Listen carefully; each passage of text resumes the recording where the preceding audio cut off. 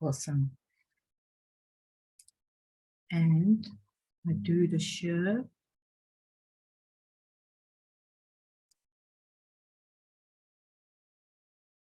Are you having the right screen now? Awesome. This is so good.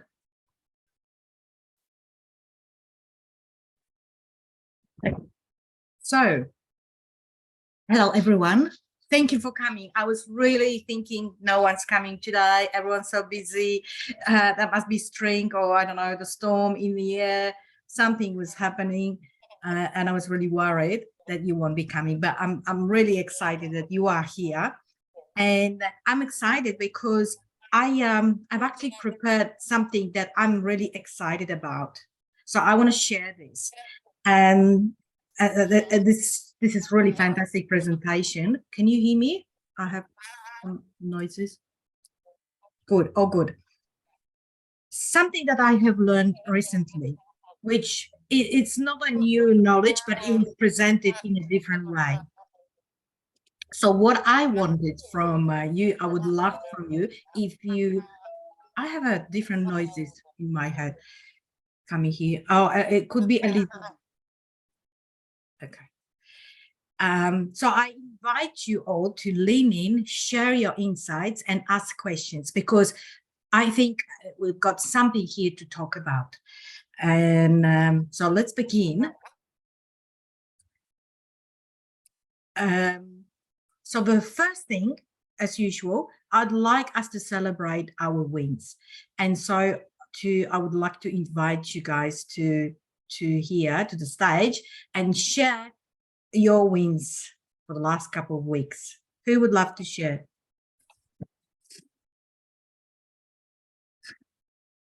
Shona. I'll put my hand up. I won't leave you hanging. Great. Love to see you. Yeah. I'm almost at day 9 of my cleanse. So I've managed to get through 9 days of full body cleansing. Yeah, so I'm really super excited at my last days full of liquids and then I'm done. Awesome. Wow, you've got to tell us all about this in the next presentation. I know you've got all these interesting things to share, so I'd like to know more about this. How does it make you feel? Yeah, I thought I would feel a lot different, but I feel really good. I thought, you know how it feels like when you start one of these things, oh, I'm not going to be able to eat my usual stuff, blah, blah, blah, blah, blah. And I'm really enjoying the food and the drinks. So yeah, I think it's been quite rewarding all around. So I'm celebrating that. Thank you. I celebrate this with you. Who else would like to share? Does anyone else would love to share?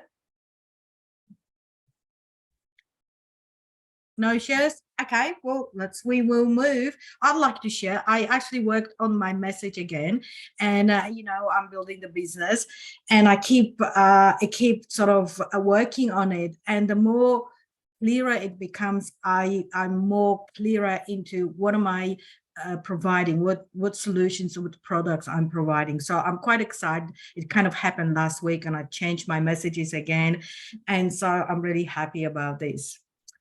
But let's move on and reveal the topic of today. So I'm going to share with you the incredible perspective on how to shift our identity.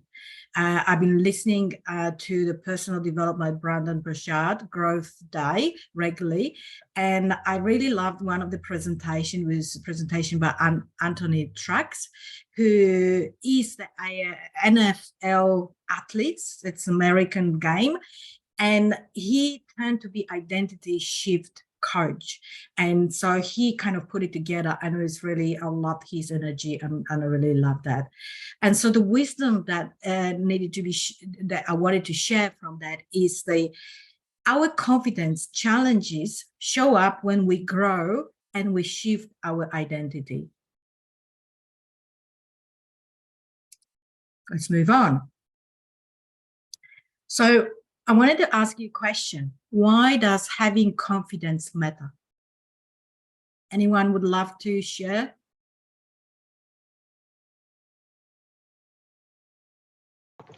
I think it adds credibility, credibility to your knowledge base, credibility to your experience, and people will trust you even before they hear what you have to say. It's an energy level. Yes. Yes. Love that, Anna. Yes, it gives us credibility. And when we have credibility, we feel more empowered. And when we feel more empowered, we can actually grow again, and we can, bring more systems to our businesses. I know Anna is in business, and we can thrive. So that's wonderful. And anyone else would love to share? Shauna, go ahead. I feel like it's finding the trust in yourself so others can trust you too. Wow. Exactly. Love that too, Shauna. Who else relates to that? I relate to that as well. Yes. When we have confidence, when we start trusting ourselves, we start trusting others. And when we start trusting others and ourselves, we actually become more powerful in a way that we are not afraid to be ourselves. So that's wonderful. Now, to move us forward, I'd like to ask a question, and thank you for that, Shauna. Who here noticed that you have much more to offer, but feels something it's stopping you? Gina, yes, yes. So who knows also, who realized that confidence, it's sort of going up and down, and it's up to us to utilize that. So true. And I've done a little bit of research, and I looked up and I found this, and that was actually quite shocking to me, that women confidence declines with the experience. And so that was quite shocking to me. So generally, the confidence of female employees is quite low. It's only 27%. So it's a quarter of women that are in employment that feel confident, and they feel that they will be able to go all the way into the management. And that confidence actually declines and drops to 13%, which is even half of that, once female women become more experienced. They stop believing that they will reach the top at the management. Who is shocked by these statistics? Me too. I was quite shocked. So there is some room to improve. And I want to ask the question, which refers to the hard confidence. Who here is familiar with the hard confidence hack? I'm familiar. No one else. And who would love to step into the best version of you and live on your terms for the rest of your life? We all do. And who here would love to take your confidence to a whole other level? I love that too. So the purpose of today is so we can understand. I'd like us to understand, and I'd like to share what I've learned to understand how our brain works. And I would like you to walk away with a framework, a little hack that helps you to spin things your way when you wanted it. How's that sound? Yes. And so this topic I include in my program that I'm working for architects. I thought it was very important to have this kind of level of understanding and of ourselves, our behavior, and self-mastery. So let me share a story. I'd like to start with the story. So it's going back to 2002. I was a project architect in a large organization, and my two direct managers were removed from the team, and my colleague and I were asked to step in. And I had low confidence at that time. I thought I'd rather stay in my project architect role. You know, I can look after my projects. I don't have to look after everyone else. And basically, I was told I was told by new people who were there temporarily, you starting now, like from today. So I had no choice. And for a while, it felt like a competition between me and my colleague. And I thought he was better, so I let him take it over. And after a few weeks, they actually chose me. And so my life has changed from there. They saw something in me to step in and to take that role. And so I had to do it. I didn't see it in myself, and I had a lot of fears, right? So I'd like to start a conversation on what would having confidence mean to you? Anytime you want, you have your confidence. What would that mean? Who would like to share?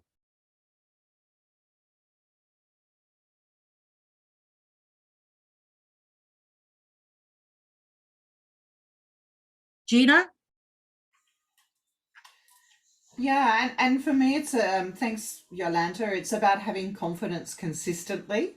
Mm-hmm. And if it was, it'd be fantastic. It would mean everything, really, because you wouldn't have those days of, gosh, feeling a bit of imposter syndrome, or, you know, perhaps even self-sabotaging or procrastinating around decisions. You know, all the things that we human beings do because something niggly comes up, but that affects our confidence on in a set of circumstances or on a given day. Yeah. Thank you, Gina. Yes, we'd like to have this confidence consistently. Who else relates to what Gina just said? Yes, our confidence goes up and down. I feel that certainly. And Elizabeth, would you like to come out? Well, I think that Gina said already, it's consistently be confident, listen what the people want to say, be calm all the time, and probably put your clear vision, what you want to achieve. And don't be disturbed or distracted by others. Have that vision and go through. That's what I can put. Yes. Thank you. Thank you, Elizabeth. Thank you. Yes, Anna's next. I feel that for me to get a high level of confidence, I feel like sometimes I apologize a lot. Just sometimes, especially being a woman, and even just seeing verbal cues when you can tell someone's not going to agree with you, and then you end up backing down, and then you end up kicking yourself and wishing you had spoken up. And just being, like Gina said, consistent and just have that firmness without feeling like you have to please everyone. Yes. Yes, I love that. Yeah, who relates to that? Yes, that we have consistent, and I heard a little bit of people pleasing, and we do, you know, we often sort of go into that position that we start to do people pleasing. And I just learned actually today or the other day that people pleasers are secret inspirer. They actually want to inspire you know, people, and they just end up pleasing others. And Shauna, you wanted to share as well. I've completely forgotten now what I wanted to share. I'm so sorry. There I am apologizing.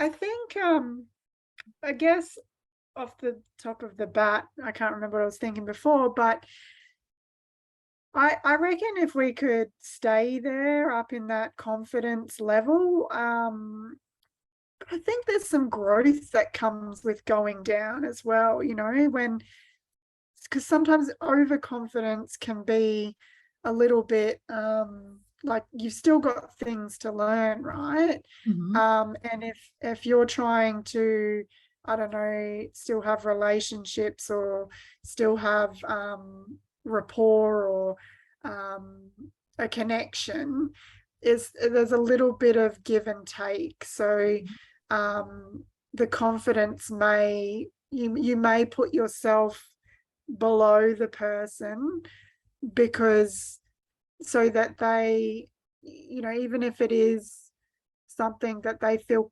extremely confident about, having that neutral kind of reaction is probably a good way of learning as well, and still keeping the connection. I don't know if that makes sense. Yeah, I'm getting this. What kind of came to my mind, which what you were sharing, is that, you know, not being too cocky and being resourcefully confident, and also, you know, that's something that I've learned through the coaching experience, is learning to be vulnerable, learning to say, I actually don't know about this. I'm not sure about this. Just admit that, rather than pretending that I don't know. Be okay with not knowing or having the answers and someone else showing that confidence in them, and you feeling small, but at the same time learning. Yes. Thank you for that. Okay, well, let's move to the core. So, you know, one of my favorite proverb, nothing changes if nothing changes. I love this quote because it reminds me that it's up to us. We make a choice.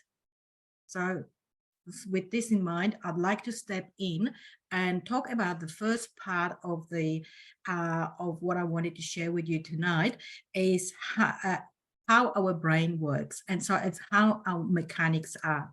So this is the model, and at the moment it's all empty, and so this is how our brain works, and what this model helps us, that we can actually learn that once we understand how the brain works, we can find a moment that we can start to take control of our brain, and so then we can start to have better results. Okay, so starting with the top, identity anchors. So that's the first thing. And think about this like a daily operation rhythm. You have habits which are about how you flow. And we have confidence, but it's all about testing it, right? So we have an identity. And most of people, when they ask, who are you? They say, oh, I'm a mom, I'm a daughter, I'm, you know, an architect, because that's what we feel confident about. That's what we know, and we relate to that. But and so this creates the anchor in our brain. We immediately know how to behave and how to be confident in those areas. But there are other areas that, for example, if I say I'm not a good writer, I'm not a good public speaker, and if the opportunity shows, I show uncertainty in those areas. So these are the other areas that I don't feel confident about, and that's anchored in my brain. So the next item, the next piece, is beliefs, and the most interesting thing is that those beliefs have been planted there many years ago, and so there have been many studies done on that. And one of the study by Erik Erikson, he's quite known in that field, psychologist. He said that most of our beliefs have been planted, but you know, at around of age 18-21, and so And it's really on us to have a look what those beliefs are. Otherwise, those beliefs will be running our life. They are stored in our subconscious, and they will be making decisions that we sometimes don't understand why it's happening, right? And you probably noticed that. So in your life. And so the next puzzle, the next piece is our thoughts. And so we have thoughts, and we have subconscious thoughts, and we have conscious thoughts, and they keep coming. And so majority of them are coming from our beliefs. 95% of those thoughts coming from our beliefs. And you know, we thinking that we're running our life with our logical mind, with the conscious mind, but actually things happen differently, and we are not aware why this is happening. So, for example, if I believe that I'm not smart, I'm not capable, my thoughts are telling me, don't go there, stop, don't do it, because you're not capable. And that's the limitation that I'm talking about. So the next item, which is very important and quite interesting, it's emotions. And so the emotions are, oh, someone, so Elizabeth lost the place and she's coming again. So our emotions are fueled by our thoughts. So, and our emotions change in a different situation. For example, if I'm on the road and someone cuts my car, I have an emotion. And if my husband says something, I might have an emotion. And so, you know what I mean? That there are emotions that are triggered like that. So some thoughts put us into sadness, or some thoughts put us and made us angry. And oh, Rose is coming actually. Sorry. And so this is the thing. If we can't control our emotions, our life might go crazy, because actually under emotions, our intelligence is quite low, and we might be doing some silly things. So this is quite a critical area to remember. So the next piece is actions. So the emotions lead to actions. They fuel our actions. And so we take actions accordingly to how we feel at the moment. And if I feel amazing, I take a bold, decisive action. If I don't feel amazing, and I believe I'm not smart, and I tell myself I'm not smart, I feel bad, I don't take action. So this is what happens in our everyday life. Let's look at the next part. So the next piece is outcomes. So our action create something like outcomes. And as a result of the actions you take, and based on the emotions that we currently going through, and the thoughts that generated those emotions, and beliefs that our identity created, that's our outcomes. This is what we achieve. And those outcomes can be good or bad. And no matter what they are the results of the actions we took. So if you take great, amazing, bold action, you get great, amazing, bold, amazing outcomes. And if we take a crappy action, and the outcomes show. And so let's look at the final piece, which is environment. And so the outcomes that we have create our environment, and there are two parts to environment: our internal environment and external. So And so if we have a great outcome, we send a great message to our internal environment. And that message and internal environment fits our external environment. And so we are joyful and happy. And so we become confident. So I'm sorry, my mom's just calling me and I ask her not to call me. So this is how we create anchors internally. If we have a good outcome, we have a positive anchor, and it shows up in our external behavior. And then it follows that we get promotion and we have good results. But if the opposite happens, then we are actually going down the hill from there, and we're kind of connecting it. That's how we feel inside, and that's the results that we have achieved. And so there is one place into the whole sequence. There is one place that we can get control, and that control is between emotions and actions. So if we get hold of our emotions, if we can manage our emotions, then we can control our actions and outcomes. And that's how we feed our internal and external environment. And that's how our identity becomes. That's who we are. And then it goes around and around and around. It continues. And so that's how we can get control in our life. How's that sound? Does anyone have any questions? No questions? All good.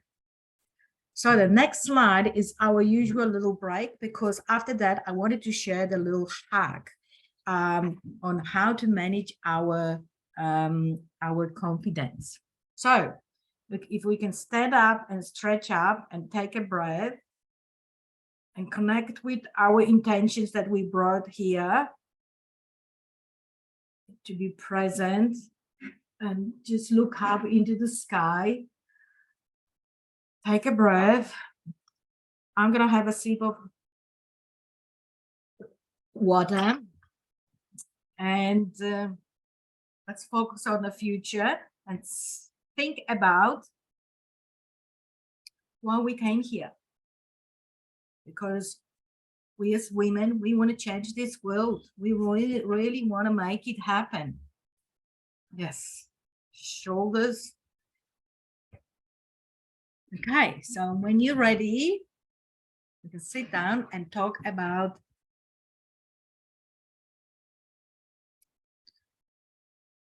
So my question is, who would like to know the confidence hack? Let's go for it. So it's called heart. So we can remember, so we will remember what we're fighting for. And I just want to bring your thoughts to the statistics that I shared in the beginning, that we are supporting the movement to increase the percentage of females stepping up in their career and life. We want to make a change. We want to make a difference. And so I will break down this, what heart means and what are the 4 steps to make it happen. But I would love to make it more realistic. And if you could, let's share who would like to share what is your goal? What your current goal is? What are you working on? Anyone would love to share? Shauna, she's the first. Mine is basically to get my ICI credentials done before October next year. Woohoo! Yeah. That's beautiful. Let's lock it in. Main focus, ladies. So you've given yourself 12 months to do those certifications. Yeah. Congratulations. Yeah, thanks. Anyone else want to lock in the goal they're working on? Thank you, Shauna. Oh, you want to? Oh, Gina wants to share. Come on, Gina. So Yolanta, I've had a number of things running, and my goal at the moment is to complete one of them within the next 2 weeks. There's a long-term credentials and things, and then 2 weeks later to complete another, and then by the end of the year to complete the third credential. And yeah, so it's a lot, but it's been multiplistic learning. Wonderful. Wow. Okay, lock it in. Lock it in. That's awesome. We finger crossed for you. And I hope this model will help you. If anyone wants to log in their specific goal, this is your time. All good?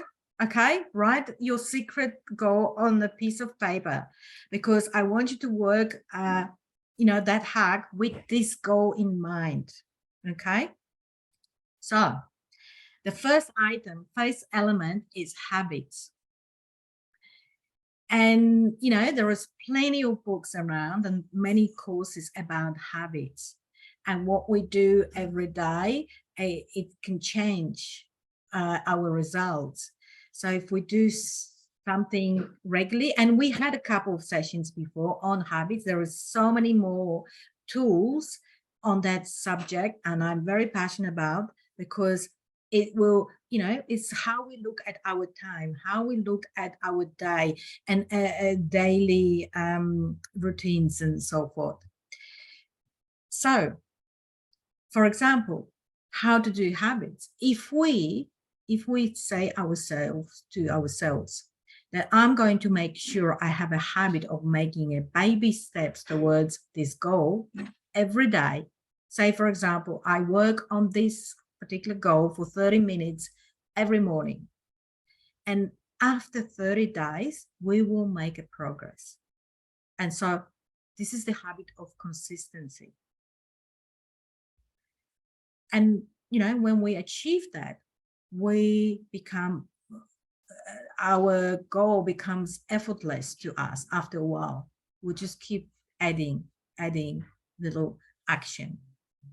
Okay, so, think about this and maybe identify, what could I do every day, the little baby step towards my goal. The next word is action. So it's taking action. So there are many things in our life that we haven't progressed because we didn't take action. And in terms of action, it doesn't have to be perfect action, because we know that action is a progress. And no matter what type of action we take, we're making progress, because we are training our brain to do it.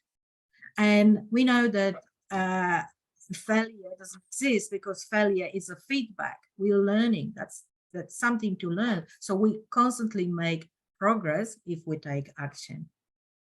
Loving that? Yes, taking action. Imperfect action. So the next element is reaction. And you know what happens? We often, and that's why it's so important to celebrate, because to celebrate taking action, in fact, because again, because we know that if we keep practicing, we will get better anyway. So if we say to ourselves, if our reaction is, oh, I haven't done this well, I'm a loser or something, and we are being negative about taking that action because we didn't get the result that we want, we actually create a pattern against taking action. So any action we take, we should say, yeah, I congratulate myself for taking this action, and I've learned something, or I've achieved something. So notice how we're talking to our brain, our reaction to the things that we do. And we must stop to be judgmental. We must stop to compare to our others. We just need to take our action, and we need to say, pat ourselves on the shoulder. We've done it. We made a little progress. And the last piece of the puzzle is drivers. And so everything we do has a driver in the background. And typically the drivers are the reasons we are taking actions. And so when we feel low, what it means that we lost the connection with our driver. And the driver is the reason why we're doing it in the first place. And typically, I find it many, in talking to many women, that women forget to take self-care. And that's the time when they really need to reflect and relax and maybe heal some emotional things, or maybe take care of themselves. So, and that is usually the time when we connect with our drivers, with the reason. And that's the fuel to taking another action and moving forwards. And so it's very important that we rejuvenate our energy, body, mind, and spirit in all those levels. And you have to practice and know how we can reconnect with our drivers. So, okay, back to you. And so I'd like to ask you, what did you love? What did you learn? And what do you want to share? Anyone want to share?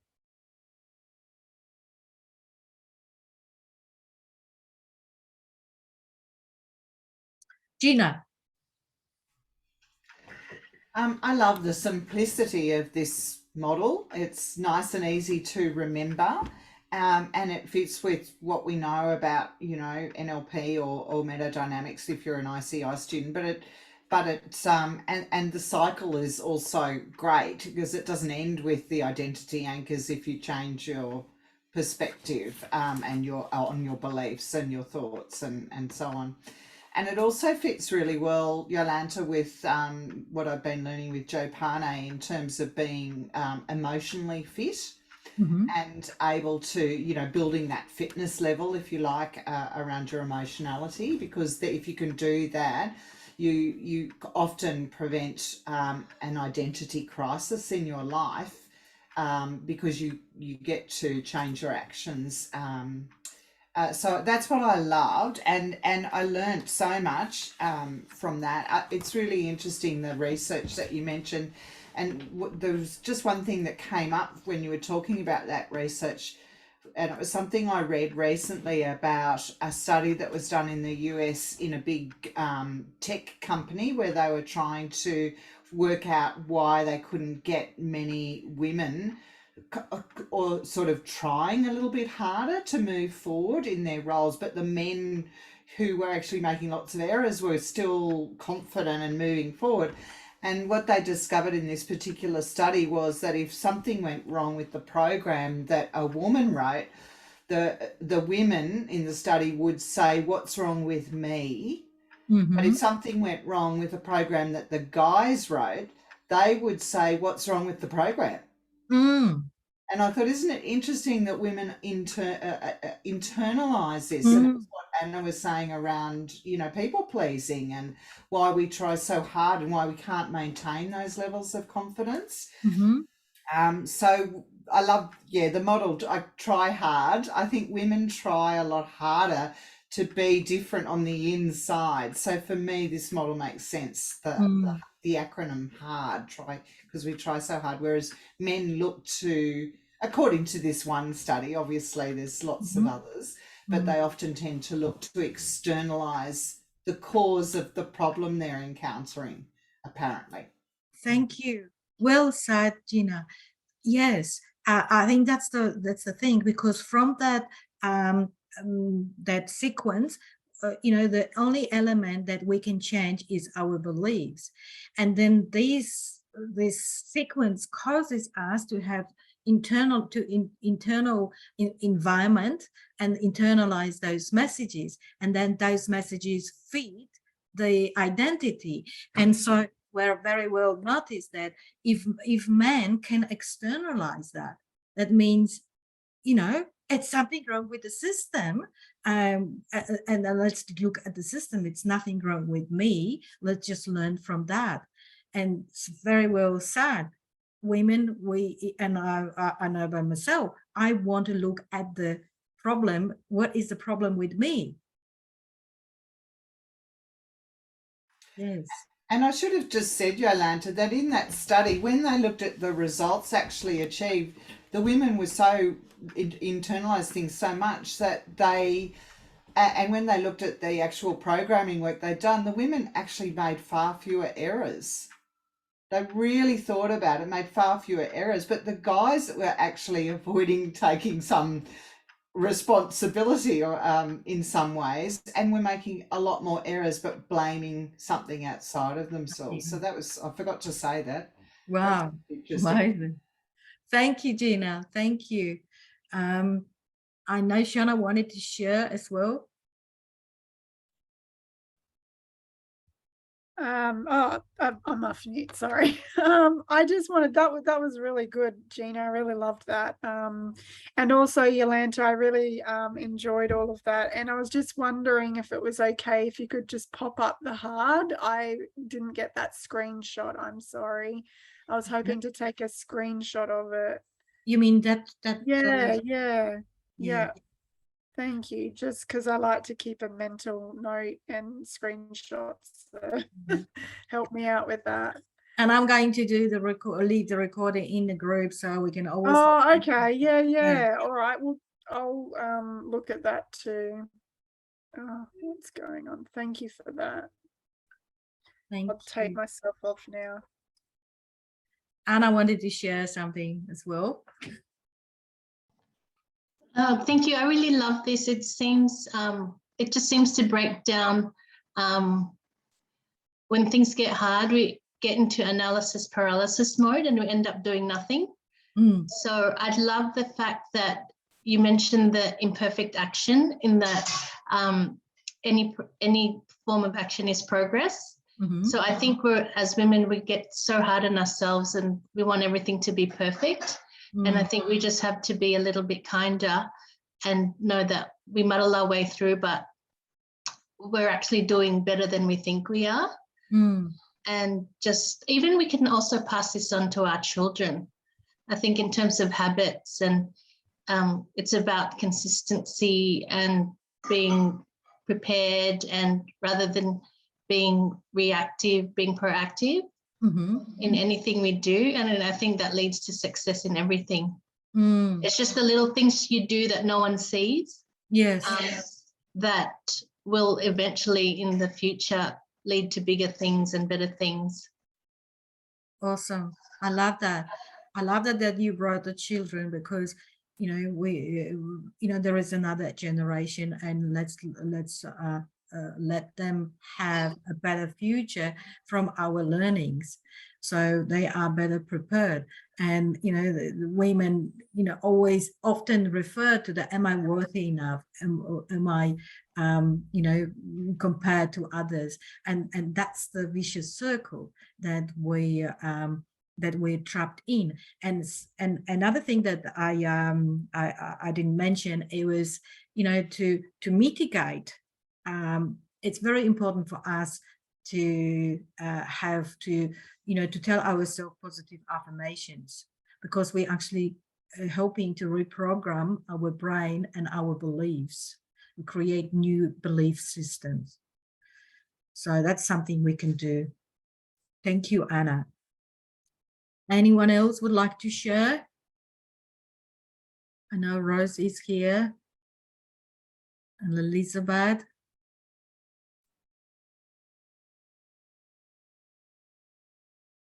All good. And so to close, it was really great participation and great comments. To close, I'd like to say that if we have confidence, we begin to trust ourselves. and also learn to trust others. And because of that, we feel empowered to create the life we want. And more than that, as we learn strategies and systems, we can create more results and we can start thriving. And this is how we bring meaning into our lives, and our lives is more fulfilling. Thank you very much for your participation. I trust you had a great hour, and I am so excited to see you here and sharing your wisdoms. It's very inspiring to me. Thank you very much. And if you remember to write a little comments and maybe share your key takeaways in the group, that will inspire others to listen. I know some people are far away from here in a different time zone, like Rose. It's very early in the morning for Rose, but Rose would like to also share her experience and her wisdom in 4 weeks time. So I would really love to encourage you to come and support Rose. She's got a big message to share, and there is plenty of learnings from her experiences. So thank you very much, all of you. And let me take a photo. I stopped sharing. Let's see, stop share. And I'd like to take a shot. Okay. Keep smiling.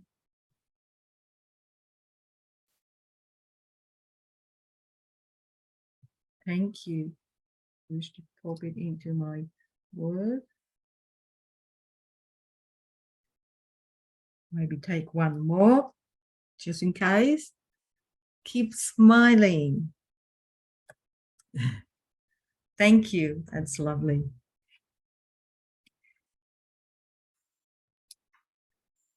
And have a great night, guys. Really appreciate that you came along. Thanks, Yolanta. Thank you, everyone. That was great. Thank you. Great to see you. Thank you so much. Have a great Thank you night. so much. That's Bye-bye. great. Bye.